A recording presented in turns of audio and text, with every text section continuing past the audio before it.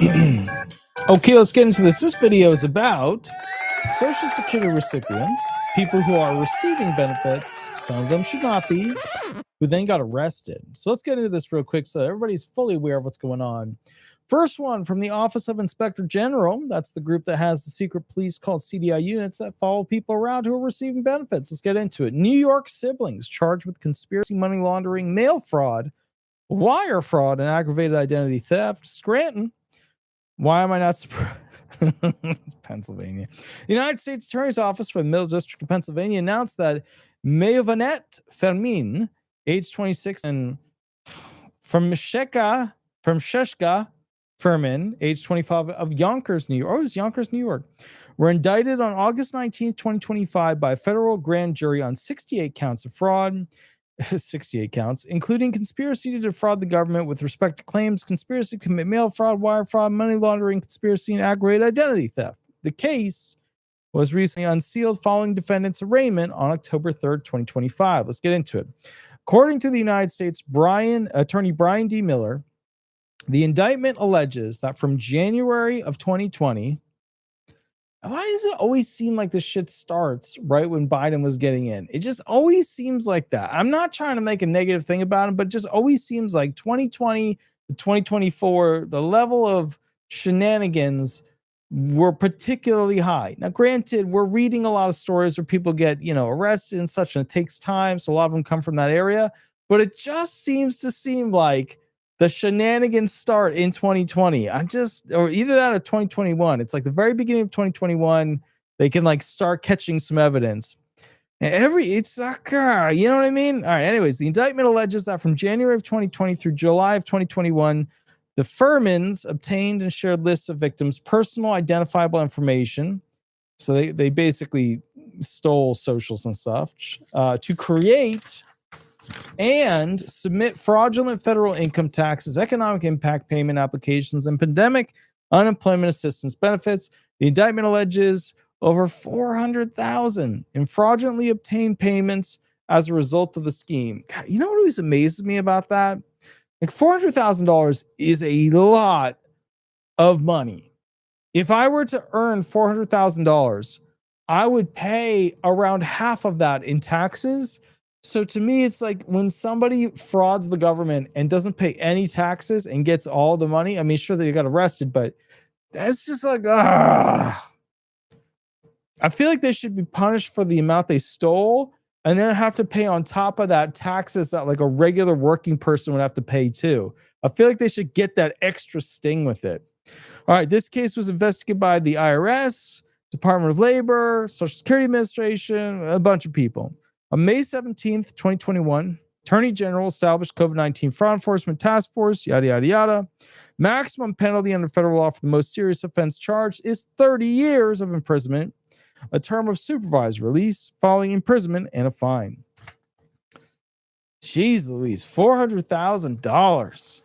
Man, stolen Social Security numbers. Next one. Clay County man found guilty of stolen valor and $140,000 in benefit fraud. Here we go. Released information on November 21st, 2025. St. Paul Today, federal jury convicted Mikhail Robin Wicker, also known as Michael Robin Wicker, 39, of Clay County of wire fraud, mail fraud using a false military discharge certificate, and fraudulent use of military medals, announced U.S. Attorney Daniel N. Rosen. According to court documents and evidence presented at trial, so we're talking about a guy who faked being in the military. That's what we're talking about. Wicker spent years posing as a decorated U.S. Marine.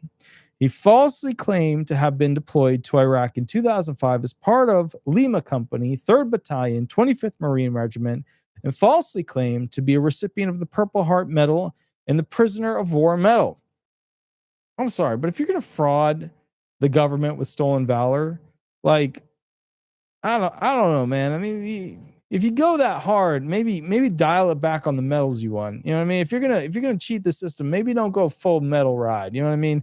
Maybe a few too many gold cups might have tipped him off. You know, for years he relied on these claims to obtain benefits from the Department of Veteran Affairs. All of Wicker's claims were untrue. He never served in any branch of the armed services. Wicker supported this fraud scheme using forged documents, including counterfeit DD-214, and fake medical certificates, which he submitted to the Department of Veterans Affairs. Relying on those materials, the VA provided him more than $140,000 in healthcare, disability, and education benefits. Wow. Wicker was convicted following a one-week jury trial. At trial, Marine veterans from Lehman Company testified Wicker never served with them. Agents testified that the federal searches across Marine Corps and Department of Defense databases confirmed there was no record of Wicker ever serving in the military. Employment, pay, and state court records placed Wicker in Michigan during these years. He claimed to be deployed in Iraq. The government also demonstrated at trial that Wicker used his false claims and forged certificates to exploit and defraud several VA programs out of monetary benefits and free health care. After a few hours of deliberation, the jury found Wicker guilty in all counts. Sentencing hearing in front of the United States District Judge Jeffrey M. Bryan will be set at a later date.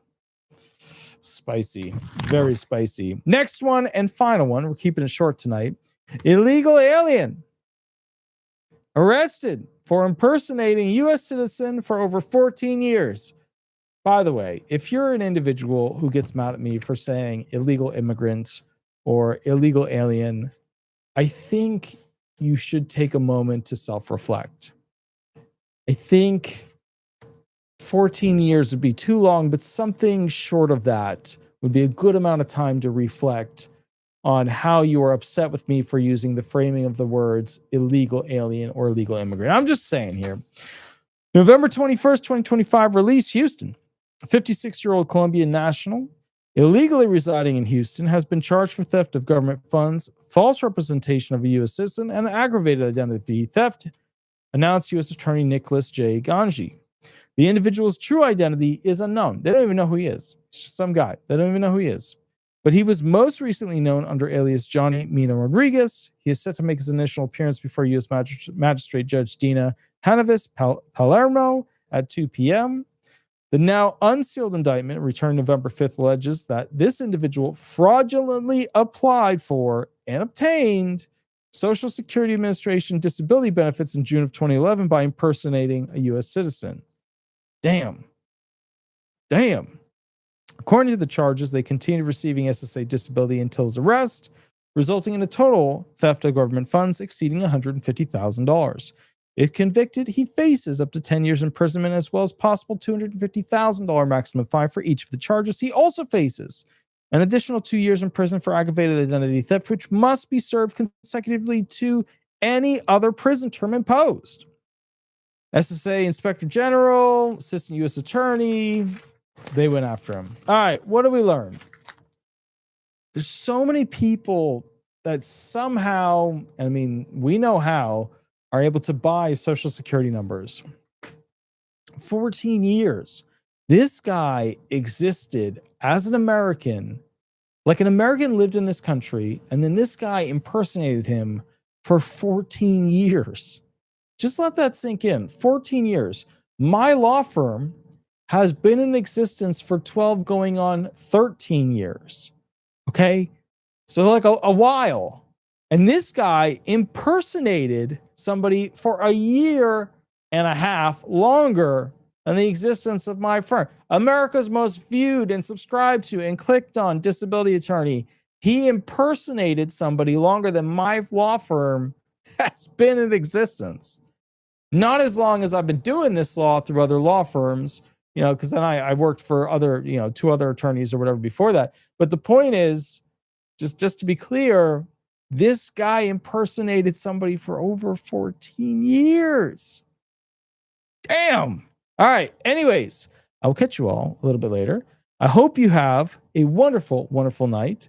Please be kind to each other. I will catch you tomorrow and we'll rock and roll from there. Remember, I don't do Medicare. You have Medicare questions, give them a call. Get a tune-up on your Medicare. Attorney Walter Hnot, most viewed, subscribe to and clicked on Disability Attorney in America. Please remember, if you want a private session, mini contract is below, and I'll catch you a little bit later. Thank you so much. Have a wonderful night. Bye-bye, everybody. Bye-bye.